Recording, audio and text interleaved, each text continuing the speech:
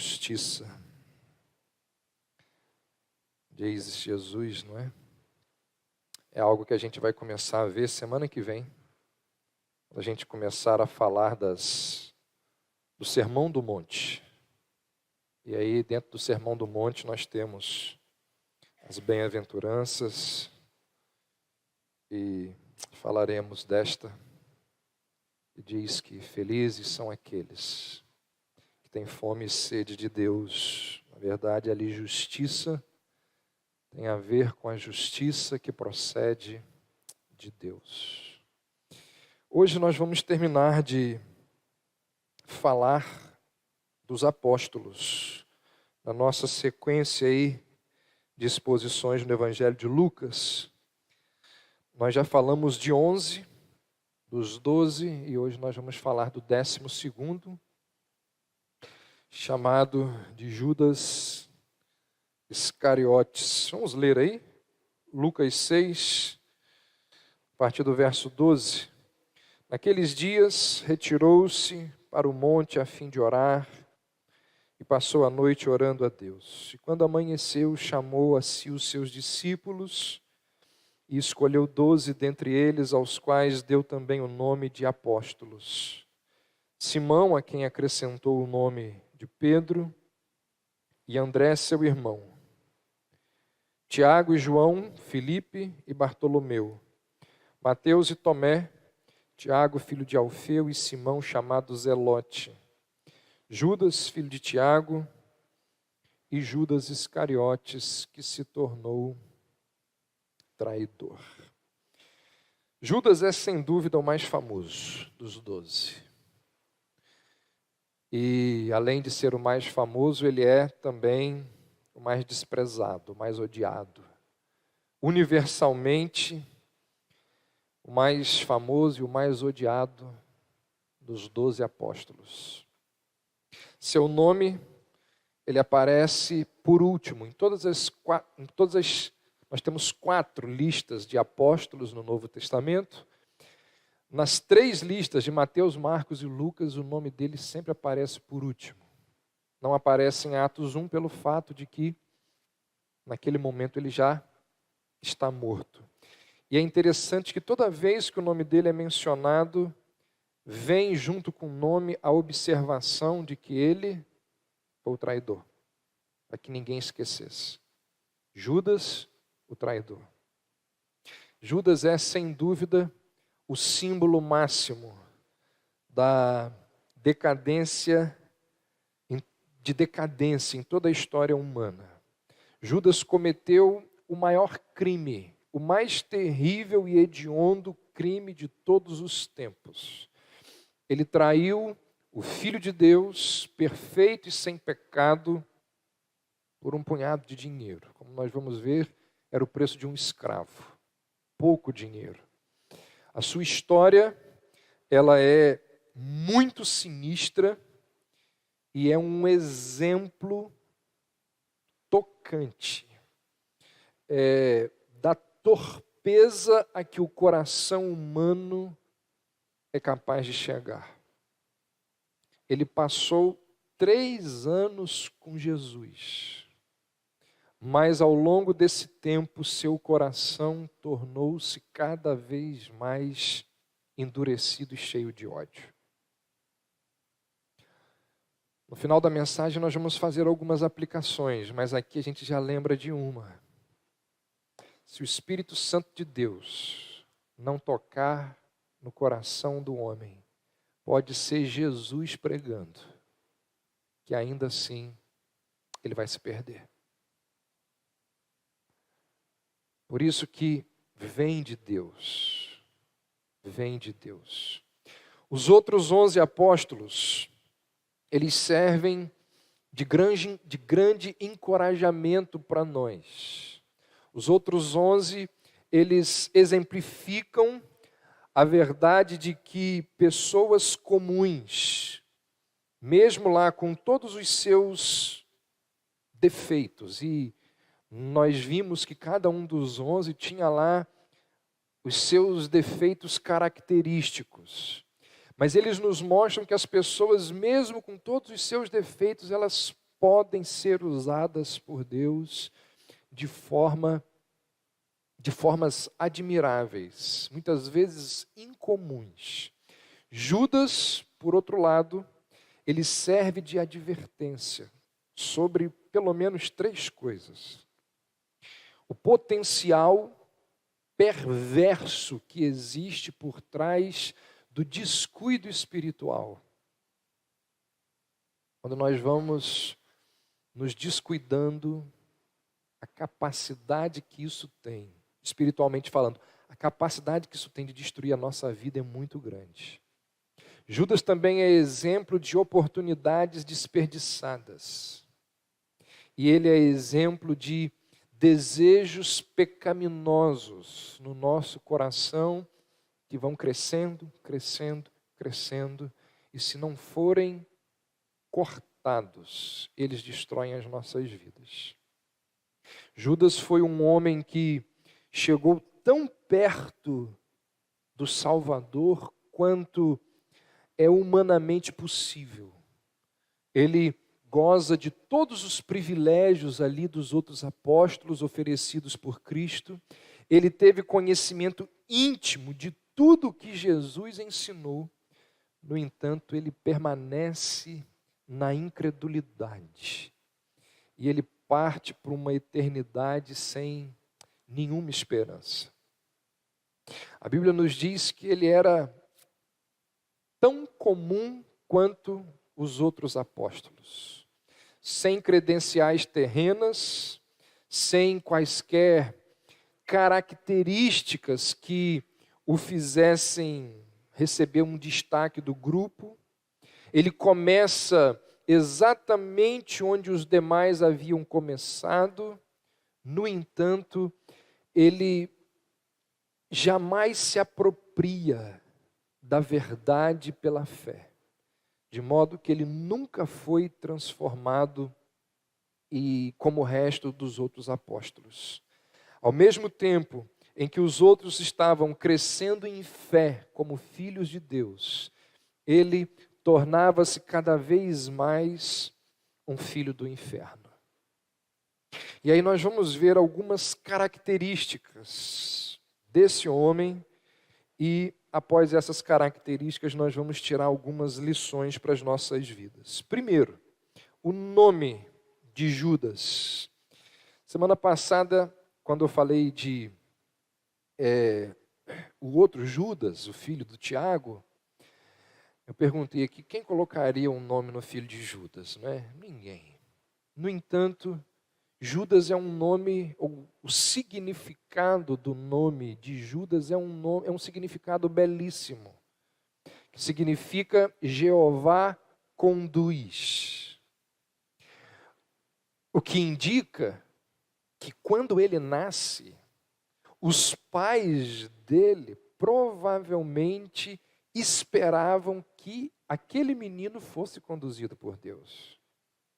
A ironia é que nenhum indivíduo foi mais conduzido por Satanás do que ele. Os pais esperavam que ele fosse conduzido por Deus, mas ninguém foi mais usado pelo diabo do que ele. O seu sobrenome, Iscariotes, nos diz a região de onde ele veio.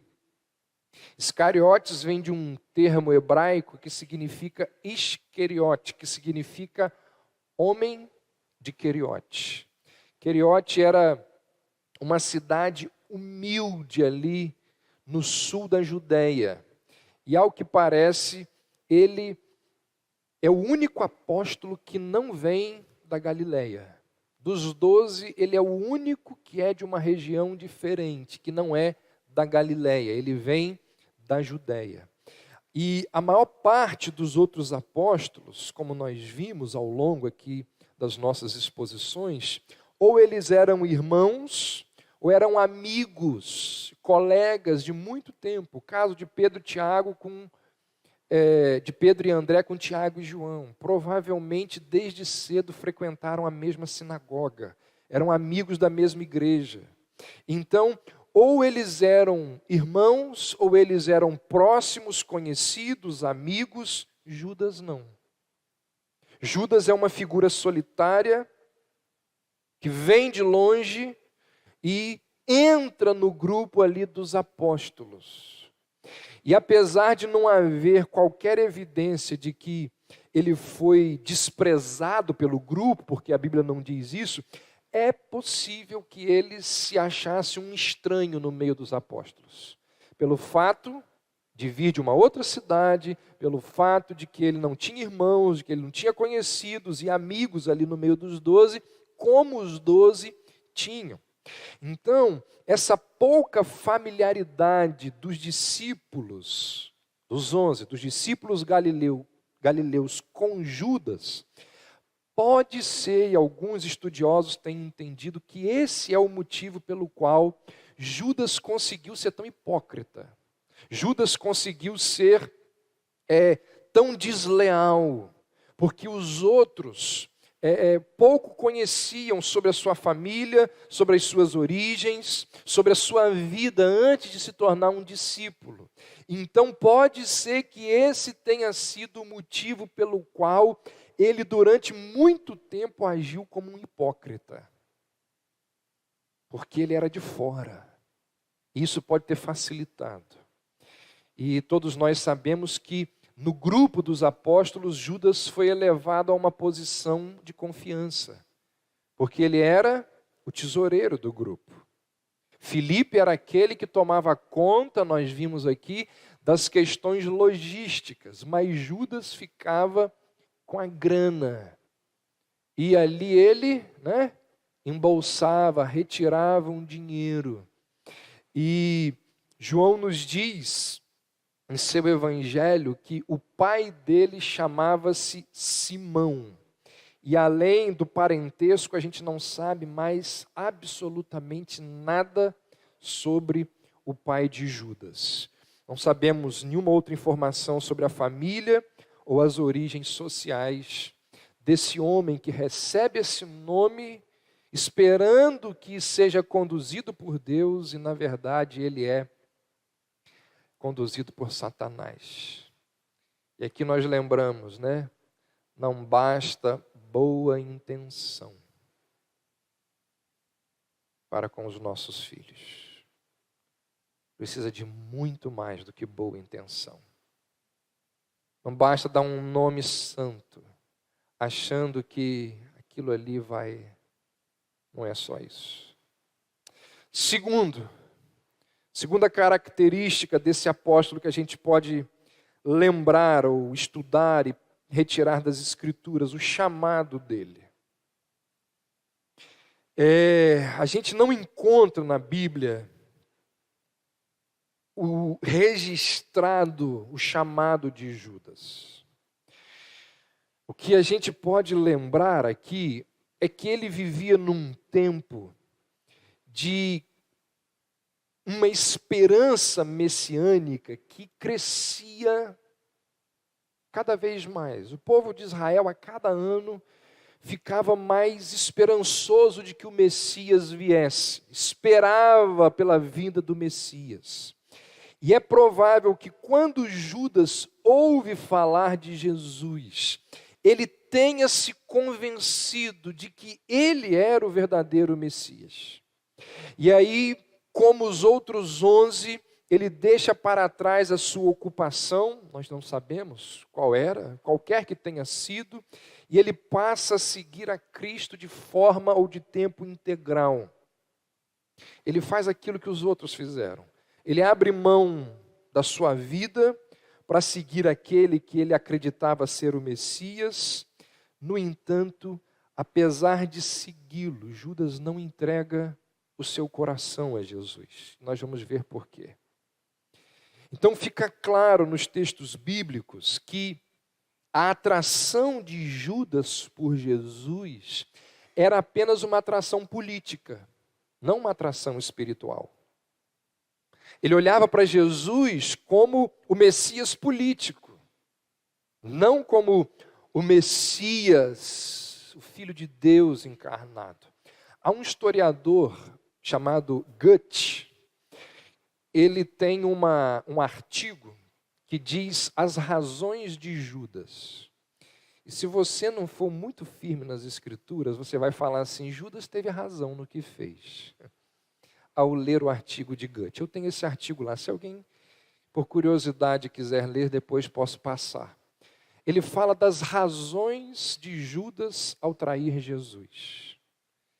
Ele vai dizer que Judas quis que Jesus tomasse uma atitude e assumisse o papel dele como Messias e liderasse Israel contra os romanos.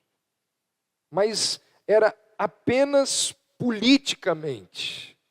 Ele não entendeu o que estava por trás dos ensinamentos de Jesus. Então, ele segue Jesus por uma atração política e não espiritual. E ele segue a Cristo em função, então, desses desejos egoístas, dessa ambição mundana, que provavelmente renderia a ele elevados lugares ali, se Cristo realmente fosse o Messias. Por um lado, fica claro que Judas escolheu seguir a Cristo. Por que fica claro? Porque quando surgem dificuldades, e as dificuldades surgem, quem lê os evangelhos percebe isso. Tem várias. Lembra daquela que Jesus está lá alimentando a multidão e chega uma hora que a multidão vem de novo e quer continuar comendo e quer transformar Jesus num rei. E Jesus percebe aquilo e vira para eles e diz assim, olha só, vocês estão vindo atrás de mim por causa da comida, da bebida, da festa, não é? Eu tenho uma comida para dar a vocês, a minha carne, o meu sangue. E continuou falando. E diz o texto que as multidões falaram assim, duro é esse discurso. E aí começa a sair todo mundo e Jesus vira para os 12 e diz assim, vocês também não querem ir embora? Teve momentos difíceis do ministério de Jesus. E apesar dessas dificuldades, Judas continuou seguindo a Cristo. Ele persevera, mesmo quando seguir a Cristo exige que ele fosse um hipócrita, a ponto de acobertar a verdade sobre quem ele era de fato. Então, por um lado, é verdade que foi Judas que escolheu seguir a Cristo. Por outro lado, é verdade que Jesus também o escolheu. E aqui nós nos deparamos com aquela encantadora doutrina das Escrituras, da soberania de Deus e da escolha humana, da responsabilidade humana. O chamado de Judas nos lembra disso. Ele escolhe a Cristo por motivos políticos, mas Jesus o escolheu primeiro. As duas coisas são verdades. Jesus o escolhe não para a redenção, porque o papel de Judas, o papel de traição, dizem as Escrituras, havia sido determinado antes da fundação do mundo.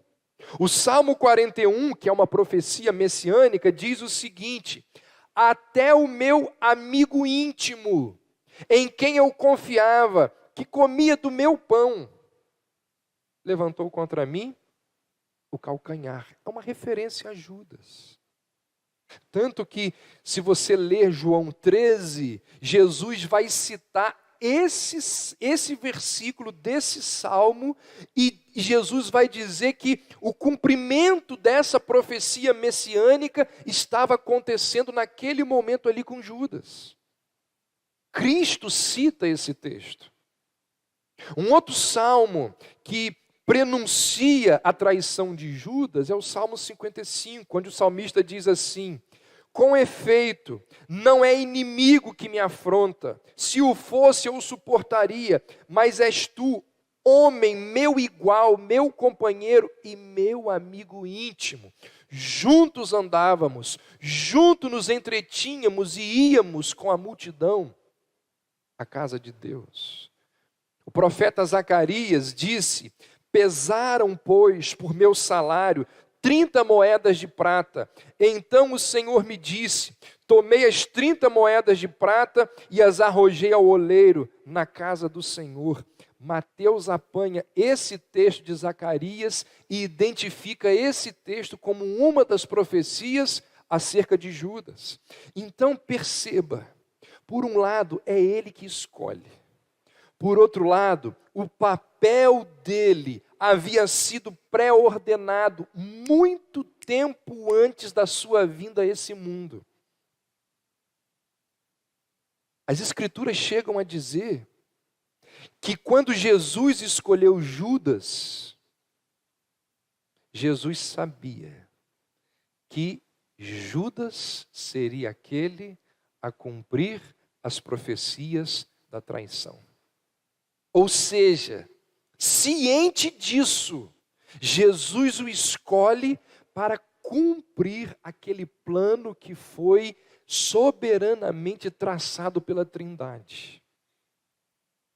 No entanto, de forma alguma, Judas foi coagido a agir, a fazer o que fez. Não havia ali mãos invisíveis forçando Judas a entregar a Cristo. Não tem uma coerção externa. Ele age de livre e espontânea vontade. Ele é responsável pelos seus atos. Jesus diz que Judas carregaria sobre si a culpa de seus feitos por toda a eternidade. Então, o que compeliu Judas a entregar Cristo? A sua ganância, a sua ambição, as suas concupiscências, os seus pecados. E aí, você vira para mim e pergunta assim: pastor, como que a gente concilia então? Como que a gente faz para conciliar o fato de que a traição de Judas foi pré-determinada com o fato de que ele agiu por sua própria vontade? Não é preciso conciliar. Não é preciso conciliar. Porque esses fatos, eles não se contradizem. O plano de Deus e o ato perverso de Judas, eles estão em perfeita consonância. Judas fez o que fez porque era mau, porque tinha um coração maligno. E Deus, que opera em todas as coisas como convém a sua vontade, pré-ordenou que Jesus seria traído e que através dessa traição ele morreria pelos pecados do mundo. Não é contraditório. É que a nossa mente não consegue alcançar. Deus predeterminou que seria ele. E ele assume o papel de livre e espontânea vontade. Soberania divina, responsabilidade humana. A nossa mente não entende, mas não é contraditório.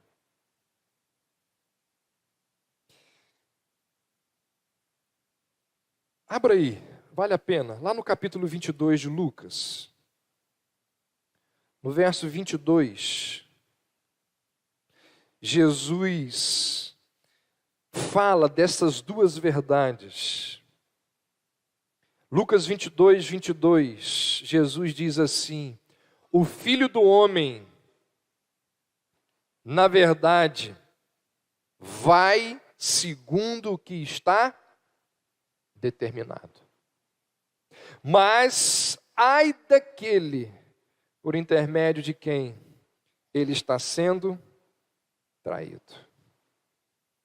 Deus é soberano e ele é responsável. Eu não vou enfatizar muito isso aqui, porque alguns anos atrás nós pregamos aqui sobre essa questão da soberania de Deus, da responsabilidade humana. Tivemos, acho que, se não me engano, umas 2 mensagens aqui somente sobre esse tema. Se você quiser pesquisar ou saber mais um pouco sobre isso, tem lá no nosso canal no YouTube. Mas eu quero encerrar essa parte aqui que fala do chamado de Judas e que envolve essa questão da soberania de Deus com a responsabilidade humana, citando esse texto famoso aí de Spurgeon, onde Spurgeon diz assim: se encontro numa parte da Bíblia o ensinamento de que tudo é pré-ordenado, isso é verdade. E se encontro em outra passagem das Escrituras que o ser humano é responsável por todas as suas ações, isso é verdade. E é apenas minha insensatez que me faz imaginar que em algum momento essas 2 verdades podem estar em contradição. Não creio que dentro de meu entendimento terreno elas poderão um dia vir a transformar-se em uma só verdade. Mas certamente o serão na eternidade. Chegam tão perto de serem paralelas que a mente humana, mesmo ao perscrutá-la com todas as suas forças, jamais descobrirá que elas são convergentes.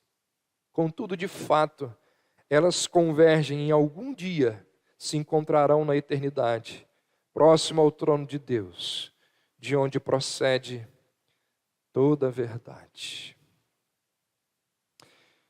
Deus ordenou os acontecimentos através dos quais Cristo viria a morrer. No entanto, Judas realizou o seu ato perverso por vontade própria, sem coerção de qualquer força externa.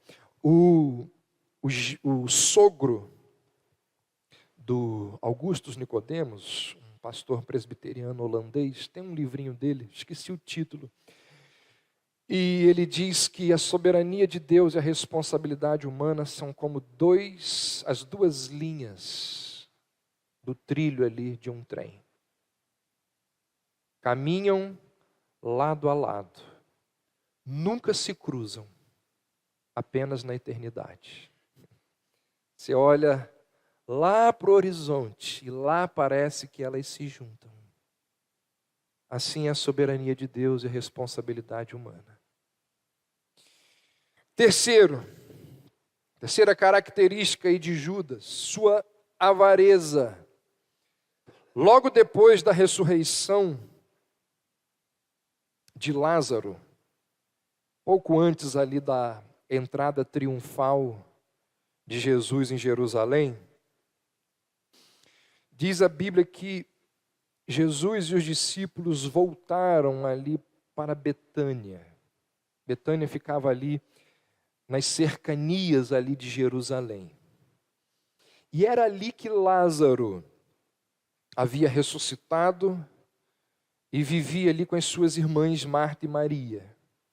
E diz a Bíblia que Jesus foi convidado para uma refeição na casa de um homem chamado Simão, que era leproso. E a Bíblia diz que Lázaro estava presente junto com as suas irmãs que estavam ali ajudando a servir a refeição. Vamos dar uma olhada lá? Acho que é até melhor. João 12. João relata o que aconteceu. Deixa aberto aí no Evangelho de João, no capítulo 12. Olha o que diz aí os versos 2 e 3.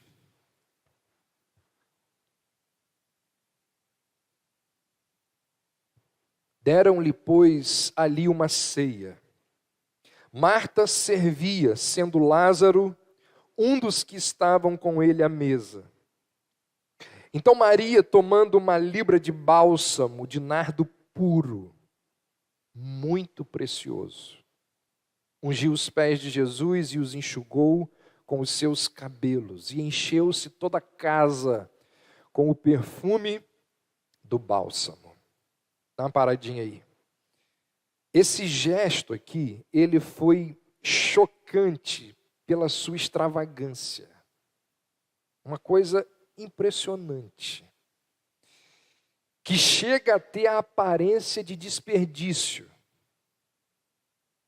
Todos nós sabemos que perfumes, eles foram feitos para serem usados em pequenas quantidades, não é?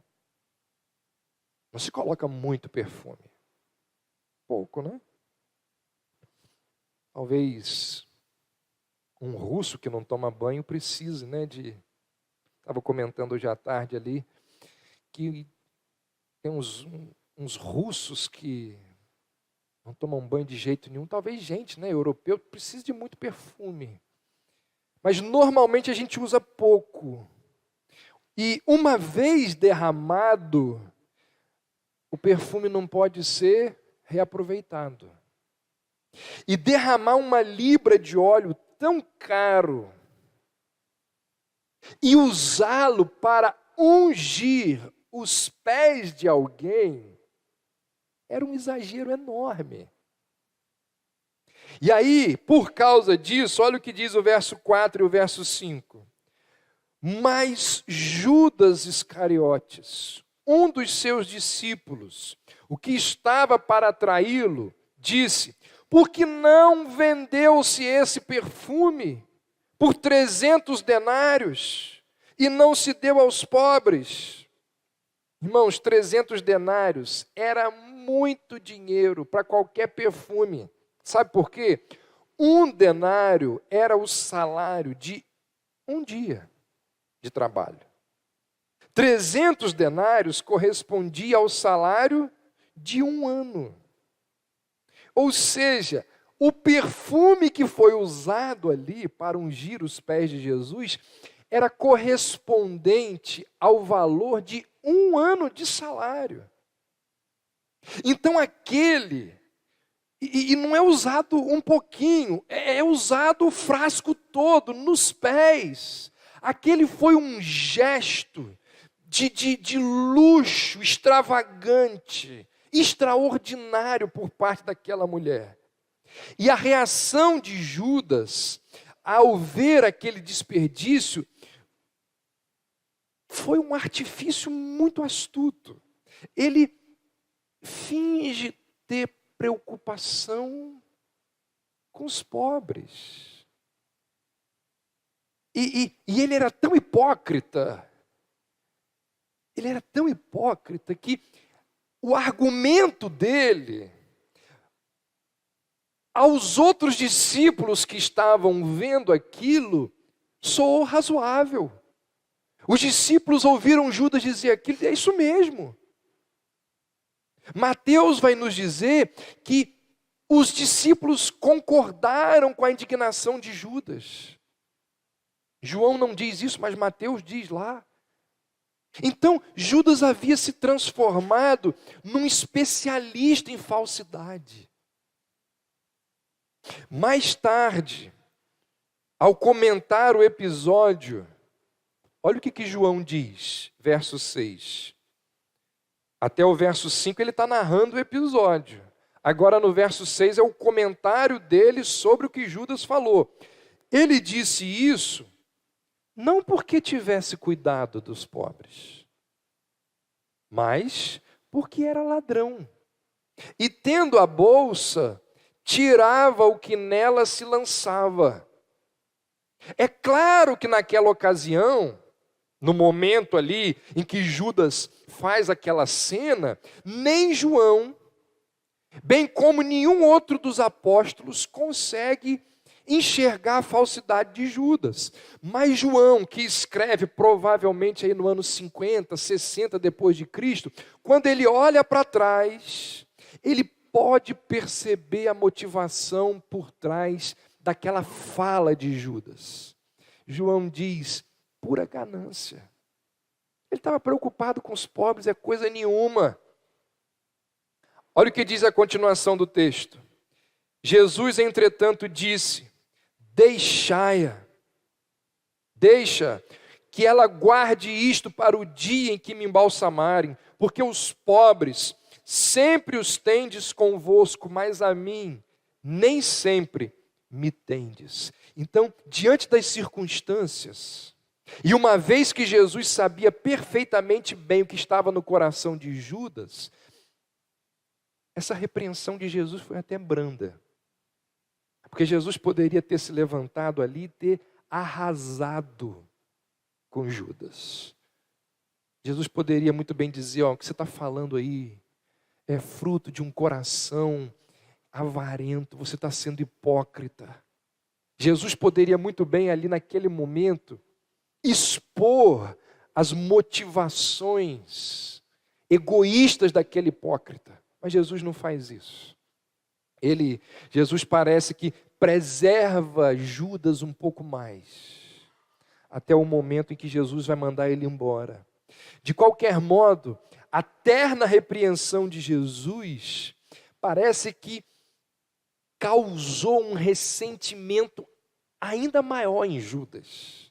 Sabe aquela história de que você age com ternura com aquele que te ofende, e aí aquele que te ofende fica com mais raiva ainda? Porque Judas não se arrepende, Judas não examina o próprio coração, e ao que tudo indica, esse episódio foi a gota d'água para que Judas seguisse no caminho da traição. Porque Mateus vai nos dizer que logo depois desse episódio, olha o que Mateus diz: logo depois desse episódio, Judas Iscariotes, indo ter com os principais sacerdotes, propôs: que me quereis dar, e eu vô-lo entregarei. E pagaram-lhe 30 moedas de prata. E desse momento em diante, buscava ele ocasião para o entregar. Quando acaba o episódio em que Jesus repreende Judas de forma branda por aquilo que ele falou, ele sai daquele episódio e vai negociar com os fariseus a venda de Jesus. Ele sai ali sorrateiramente, anda cerca de 2 quilômetros até Jerusalém, encontra-se com os fariseus, vende a Jesus aos seus inimigos por um punhado de moedas. 30 moedas de prata. Se você olhar lá em Êxodo 21, o preço de um escravo era 30 moedas de prata. Não era muito dinheiro, mas foi tudo que Judas conseguiu ao negociar a venda de Jesus. E o que esse texto aqui nos mostra é um contraste assustador. Porque Jesus está sendo ungido de forma inexprimível, belíssima por uma mulher, e ao mesmo tempo está sendo traído com um ódio inexplicável por um dos discípulos. Olha o contraste na mesma situação. Quarto, vamos correr por causa da nossa hora. Sua hipocrisia, característica desse discípulo, a sua hipocrisia. Quando Judas aceita o dinheiro para trair a Cristo, ele volta, mistura-se com o resto do grupo e finge que nada tinha acontecido.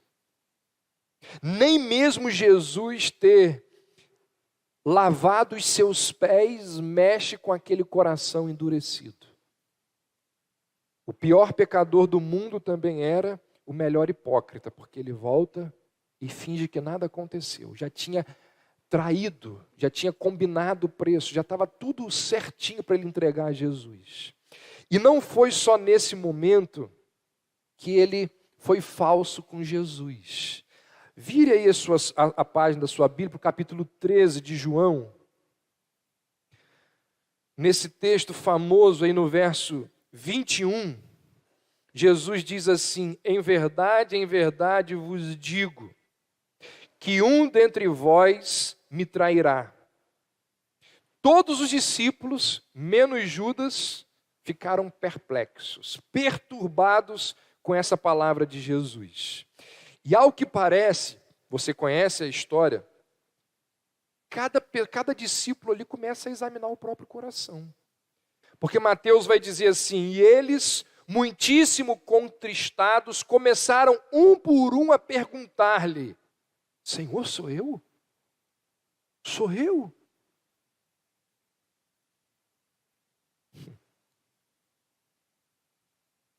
Cada um pergunta. E o Judas vai ficar de fora? Imagina, os 11 perguntaram: sou eu, sou eu, sou eu? Ele não vai perguntar? Ele já tinha vendido Jesus. E ele vira para Jesus e pergunta: acaso sou eu, mestre? Sou eu? Um hipócrita de cara lavada. Ele fez a pergunta porque estava preocupado com o que os outros ali poderiam pensar dele, porque ele já tinha vendido a Cristo. Sou eu. E aí João conclui o seu relato desse episódio dizendo o seguinte, olha aí verso 23. Ora, ali estava aconchegado a Jesus um dos seus discípulos, aquele a quem ele amava. A esse fez Simão Pedro sinal, dizendo-lhe: pergunta a quem ele se refere. Então aquele discípulo, reclinando-se sobre o peito de Jesus, lhe perguntou: Senhor, quem é? E Jesus respondeu: é aquele a quem eu der o pedaço de pão molhado. Tomou, pois, um pedaço de pão e, tendo molhado, deu a Judas, filho de Simão Iscariotes. E após o bocado, imediatamente entrou nele Satanás. Então disse Jesus: o que pretendes fazer, faze-o depressa. Nenhum, porém, dos que estavam à mesa percebeu a que fim lhe dissera isto. Pois como Judas era quem trazia a bolsa, pensaram alguns que Jesus lhe dissera: compra o que precisamos para a festa, ou lhe ordenara que desse alguma coisa aos pobres. E tendo recebido o bocado, logo saiu. Aqui, conquanto já tivesse sido predestinado, o dia da salvação se encerrou para Judas. A misericórdia divina dá lugar ao julgamento divino.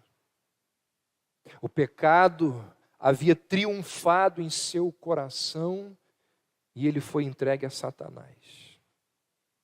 Apesar de Jesus ter acabado de falar sobre o traidor e ter dado a Judas o pedaço de pão para identificá-lo, ainda assim a mente dos apóstolos não assimilou esse fato. Por quê? Por quê? Por que Jesus, fazendo todo aquele cenário, dando o pedaço de pão a Judas, por que os apóstolos ainda assim não conseguiram entender que ele era o traidor? Pelo fato de que ele era altamente hipócrita. Pelo fato de que ele era um excelente hipócrita. Jesus dá todos os sinais, Jesus fala, tem um traidor aqui, Jesus dá sugestões, João pergunta, Jesus diz, e mesmo assim os discípulos não conseguem descobrir quem é o traidor. Por quê? Porque era um hipócrita de mão cheia. Conseguia esconder aquilo que as pessoas não conseguiam enxergar. Quinto, a sua traição. Então a gente está caminhando, né? Quinto, a sua traição. Desde o momento em que ele havia fechado o negócio lá no Sinédrio, o texto que nós lemos diz que ele procurava uma oportunidade para trair a Jesus. E aí olha o que diz Lucas 22, vamos voltar lá para Lucas. Lucas 22, no verso 6 é dito assim: Judas concordou e buscava uma boa ocasião de lhe entregar sem tumulto. Judas queria encontrar um momento em que não existisse muita gente, para que não gerasse tumulto, porque Judas sabia que Jesus era querido pelo povo. Então ele tinha medo da multidão. E Judas sabia que Jesus tinha um hábito de ir constantemente ao Getsêmani para orar com os seus discípulos. E foi exatamente ali que ele levou as autoridades romanas para entregar Jesus. Vamos voltar lá em João, capítulo 18.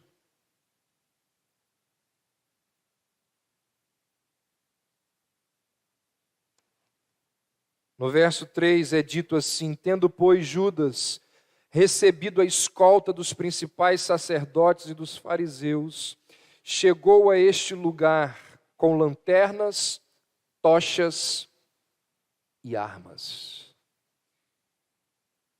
João não diz, Mateus diz, que Judas havia combinado um sinal para identificar Jesus. Os soldados não sabiam, muitos soldados poderiam não saber quem é Jesus. E Mateus diz que o combinado foi o seguinte: aquele que eu beijar é esse, prendei-o. Gente, que forma diabólica, não é? Que forma satânica de mostrar quem era Jesus. A torpeza desse homem foi tão profunda, a sua hipocrisia foi tão maliciosa, a consciência dele estava tão cauterizada, que ele traiu o Cordeiro de Deus com um beijo. E tem um detalhe nesse episódio que deixa o ato de Judas ainda mais maligno. Porque o texto nos diz que Jesus se identifica. Quando Judas chega com os soldados, Jesus se identifica. Ou seja, o beijo não era necessário. O sinal passou a ser desnecessário. Mas Judas, que havia se tornado um homem cínico, vil, ainda assim beijou a Cristo. E quando ele beija Cristo, Jesus vira para ele e diz assim: com um beijo, traz o Filho do Homem. Você está me traindo com um beijo? Irmãos, beijar é um sinal de reverência, é um sinal de amor, é um sinal de carinho, de afeição, é um gesto de respeito, um gesto de intimidade. Ou seja, os sentimentos fingidos de Judas para com Jesus tornaram o ato dele ainda mais vil, ainda mais perverso. Foi um hipócrita desleal que procurou manter a sua aparência até o fim. Um grande hipócrita. E Jesus, sempre bondoso. Jesus quando Judas está chegando, Jesus chama ele de amigo. Leia lá o relato, Mateus 26, Jesus chama ele de amigo. Jesus sempre foi amigável. Mas Judas, por sua vez, nunca foi amigo de Jesus. Um traidor, um enganador.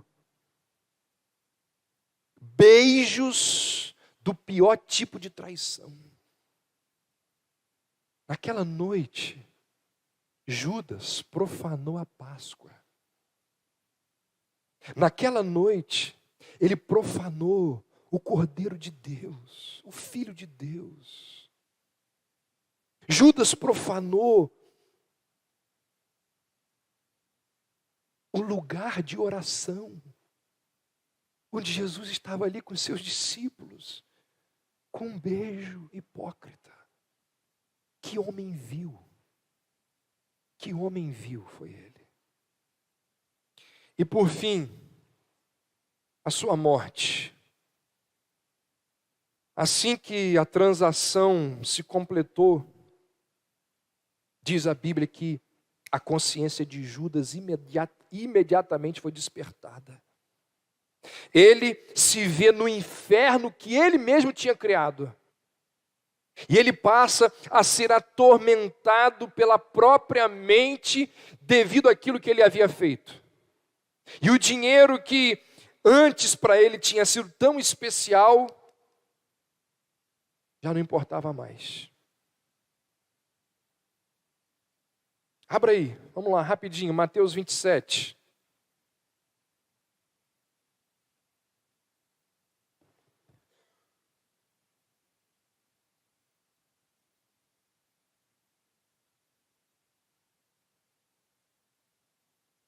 Versos 3 e 4.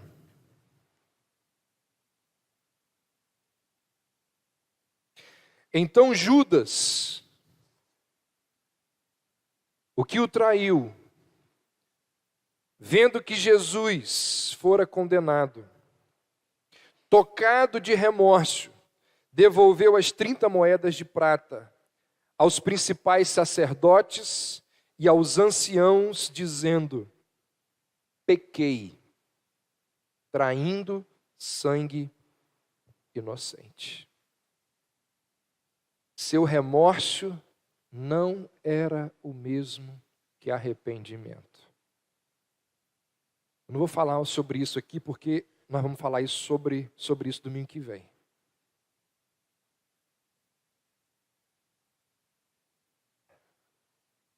Há um livro do Tiago Cavaco, que é um pastor português reformado. Esqueci o título do livro. Ele tem ali algumas páginas que ele contrasta remorso com arrependimento em Judas. É uma coisa extraordinária. Eu vou trazer o que ele fala semana que vem. Mas o que a gente vê aqui é que o remorso não era o mesmo que arrependimento. Os acontecimentos posteriores deixam claro que o que Judas sentiu aqui foi remorso, que é o que muita gente tem nas igrejas, sabia? Muita gente tem na igreja remorso, não é arrependimento. Chora, reconhece o erro. A gente acha que é arrependimento. Não é arrependimento.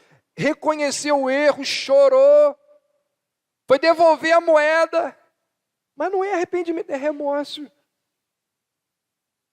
Porque remorso, a diferença, já estou falando, a diferença principal entre remorso e arrependimento é que no arrependimento a pessoa se volta para Deus.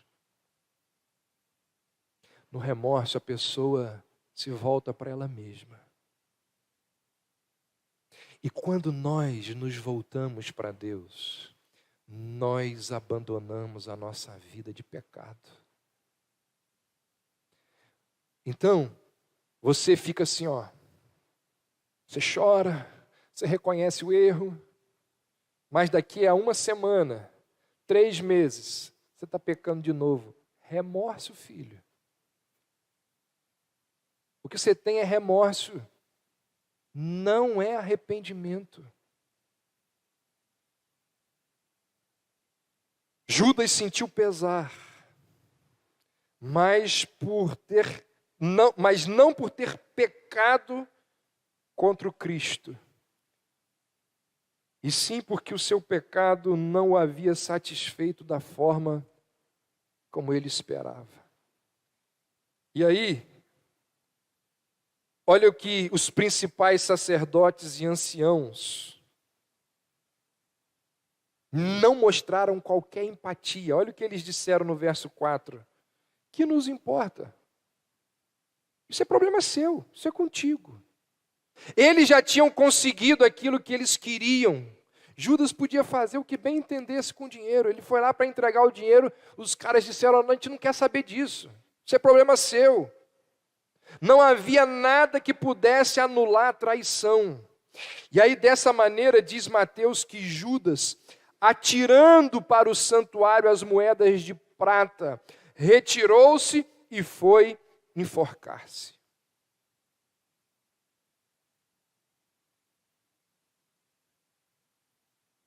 O pecado traz culpa e o pecado de Judas trouxe sobre ele uma vergonha insuportável. Não conseguiu conviver com aquilo. Sabe qual foi a consequência? Abra aí, Atos capítulo 1.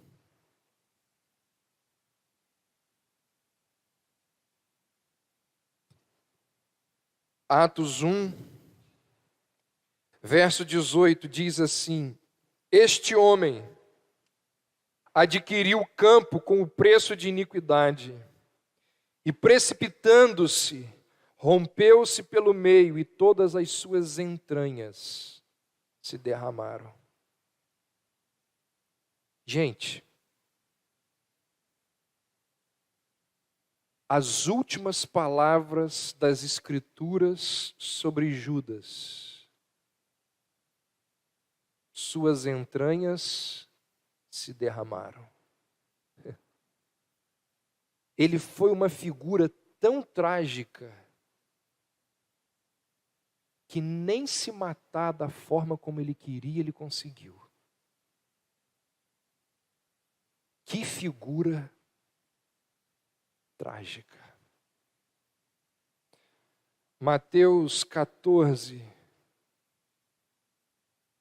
Jesus diz assim sobre Judas: melhor fora que ele nunca tivesse nascido.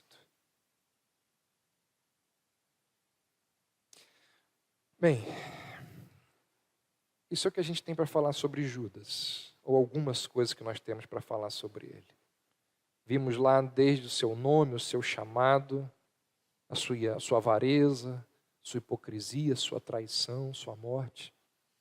E eu quero encerrar fazendo rápidas aplicações aqui para as nossas vidas. Primeiro,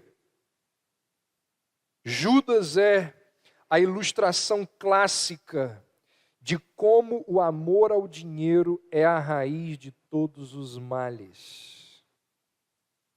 Irmãos, deixa eu lhes dizer uma coisa. Não se engane. A avareza destrói casamentos. Falei sobre isso hoje pela manhã. Mencionei, né? Não falei. Os divórcios no Brasil, a maior parte dos divórcios acontece por causa de situações financeiras. Principal motivo de divórcio, situação financeira. Avareza destrói casamento, avareza destrói amizade, avareza destrói um monte de coisa que a gente não imagina. Tomás de Aquino dizia que a avareza, ela possui 7 filhos. Ou seja, quem é avarento produz pelo menos 7 pecados graves. Ele diz, primeiro deles, dureza de coração. Por causa do desejo excessivo de conservar o dinheiro, o coração deixa de se abrir para as necessidades do outro. Isso dureza de coração é resultado de avareza. Depois ele diz, outro filho da avareza, inquietude, inquietação e ansiedade. Porque a pessoa avarenta, ela fica perguntando, como que eu consigo mais? Como que eu não perco o que eu tenho? Fica ansioso. Fruto de avareza. Ele diz, dureza de coração, ansiedade, violência. Ou seja, como que eu me utilizo dela para tomar posse de um objeto desejado pela força. Não vou ficar comentando por cada hora. Dureza de coração, inquietude, violência, engano, perjúrio, fraude. E o último filho da avareza, segundo Tomás de Aquino, traição. Traição. Nós devemos tomar muito cuidado. Não pense que pobre não é avarento. Muito pobre é avarento por aí. Nós devemos tomar muito cuidado. Porque, como disse o apóstolo Paulo, nesta cobiça, muitos se desviaram da fé. Não é o caso de Judas? Cuidado, meu irmão. Não são poucas as pessoas que abandonaram a fé por causa do dinheiro. A Bíblia está cheia de exemplos. Balaão, Ananias e Safira. Quem é o maior exemplo, talvez? O jovem rico. Abandona tudo que tem e vem. Vou não? Coração está cheio de riqueza. Não vou não. Judas. Muito cuidado. Você que ama o dinheiro. Isso pode ser um ídolo sério na sua vida. E Judas é um exemplo, talvez a ilustração clássica de como que o amor ao dinheiro é a raiz de todos os males. Cuidado. Segundo, Judas é um exemplo trágico de oportunidades perdidas. Dia após dia, durante cerca de 2 anos, ele ouviu e presenciou o ensino de Jesus. Gente, Judas poderia fazer qualquer pergunta a Jesus. Jesus, nós temos corpo, alma e espírito ou só corpo e alma? O milênio que vai ser qualquer coisa, curiosidade boba assim, ou não tão boba, mas coisas profundas do nosso ser. Ele poderia ter buscado e recebido a ajuda de Cristo a hora que ele desejasse. Ele poderia ter trocado o fardo opressor do pecado por um jugo suave. Cristo havia apresentado a ele um convite que ele poderia ter aceito. Mas pastor, como que ele poderia ter aceito se ele foi predestinado? Uma coisa não anula a outra. As duas coisas são verdades. Quais são as oportunidades que Deus tem concedido a você e você tem desperdiçado? Quais são?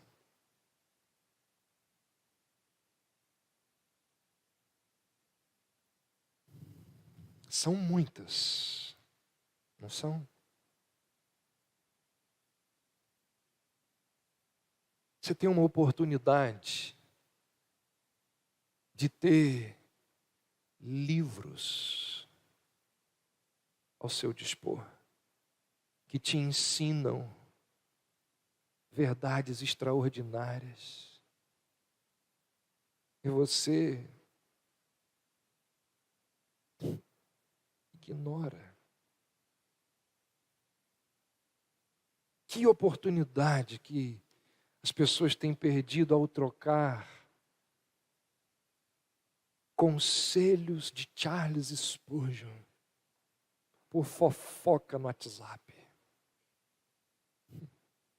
Que oportunidade nós temos perdido de ler Bunyan, ler Tim Keller,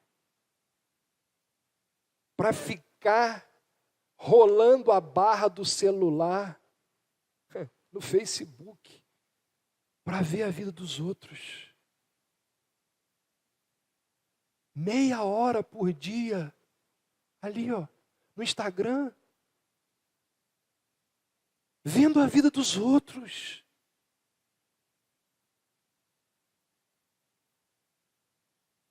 quando tem tesouros para você ser alimentado na alma, para você crescer em santidade, você está lá, ó.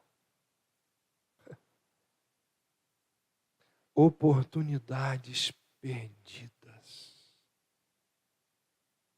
Isso é uma tragédia. Isso é muito sério, meu irmão.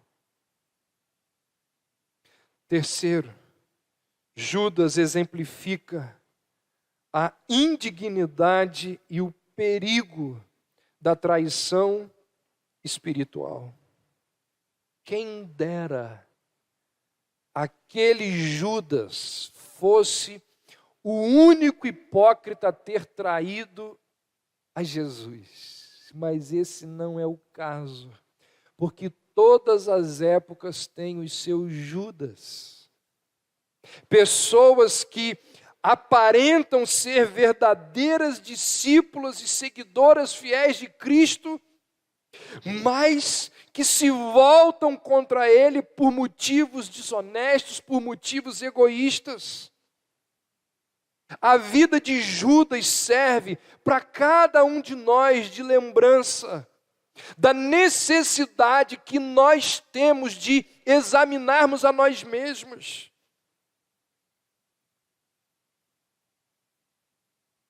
Você tem certeza que você é crente? Você tem certeza que você está caminhando para o céu? Ou será que você pensa que está indo para o céu? Isso é traição espiritual. Será que você não é um apóstata? Oficialmente membro da igreja, mas apóstata. Porque você ouve,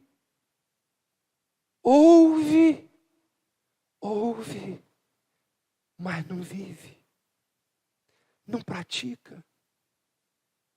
A sua vida, ela não condiz com aquilo que você confessa. Apostasia.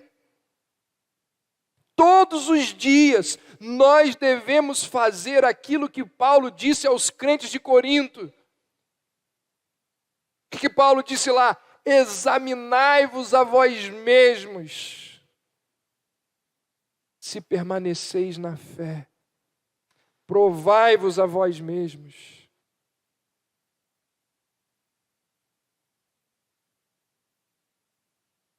Essa semana, não sei se eu compartilhei lá no grupo da igreja,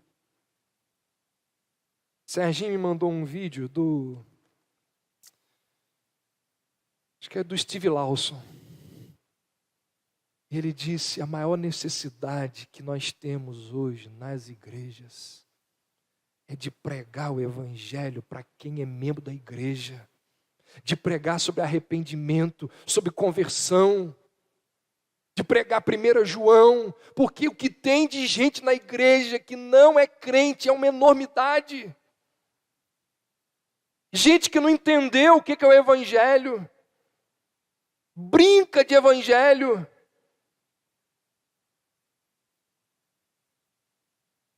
Judas é um exemplo da indignidade, do perigo da traição espiritual. É possível nós estarmos muito perto de Cristo, nos associarmos de modo muito próximo, e ainda assim estarmos com o nosso coração duro, morto para aquelas coisas que nós ouvimos ano após ano na igreja. Não muda, não cresce.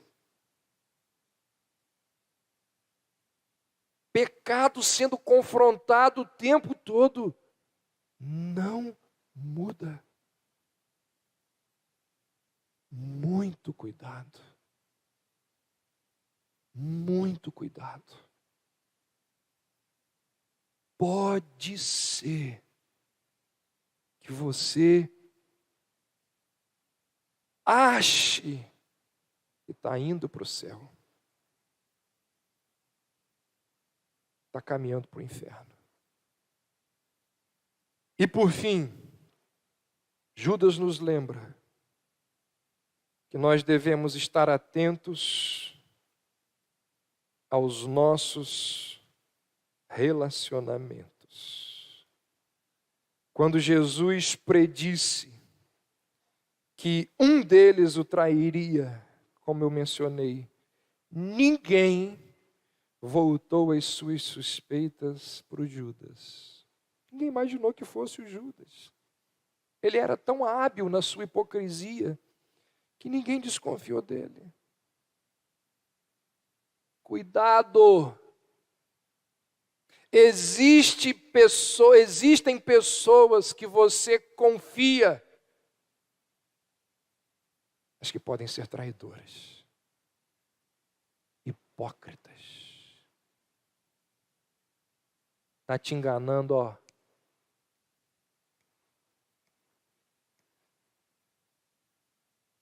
Existe muita gente falsa, mentirosa, hipócrita, fingida por aí. Nós precisamos pedir a Deus que Ele abra os nossos olhos e que Ele afaste de nós essas pessoas. Chegou uma hora que Jesus falou para Judas: cai fora. Some daqui. Irmãos, são muitas as aplicações que a vida desses discípulos tem a nos transmitir. Depois de alguns domingos nós encerramos aqui a nossa análise sobre a vida deles. Semana que vem a gente vai começar a falar do Sermão do Monte, na sequência ali de Lucas. Muita coisa boa para a gente aprender ali. Maior sermão pregado em todos os tempos. Mas eu encerro lembrando que tem muita coisa boa que eu nem mencionei aqui sobre a vida dos apóstolos. Quem se interessar, há um livro do John MacArthur chamado 12 Homens Comuns, muito bom, sobre esses homens. Mas eu encerro lembrando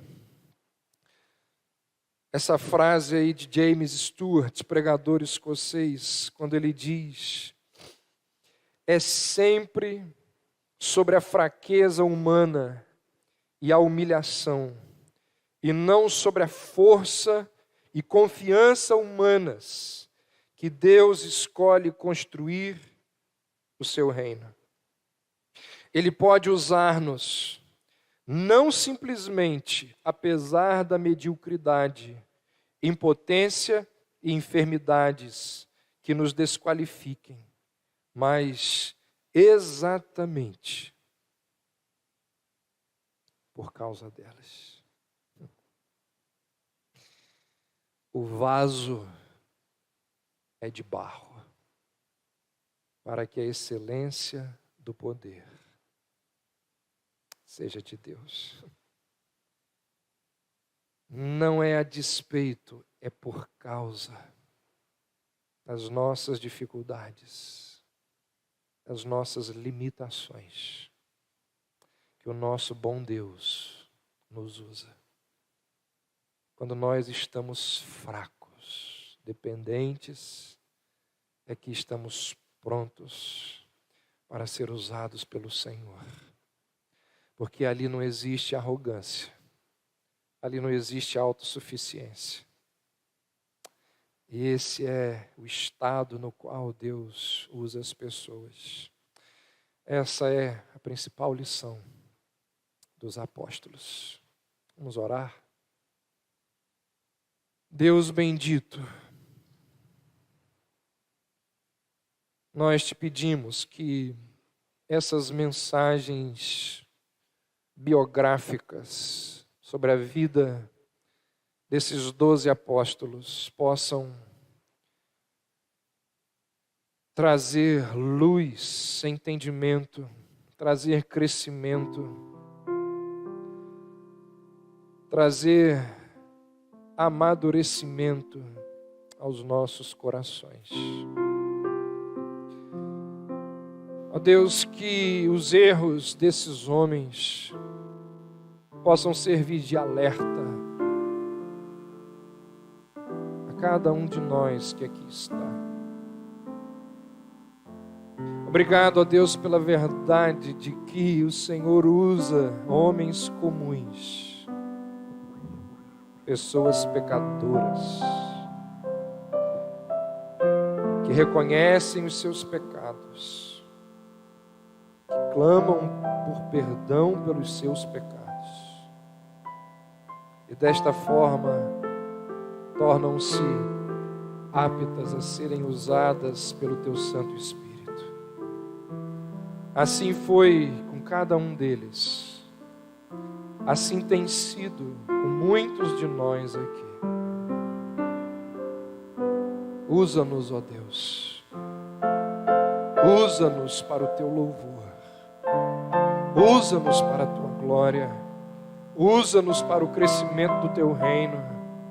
Para abençoar as nossas casas. Para abençoar o lugar no qual nós trabalhamos. Para levar o Teu Evangelho por onde quer que formos. Faz isso na minha vida, na vida dos meus irmãos e das minhas irmãs aqui.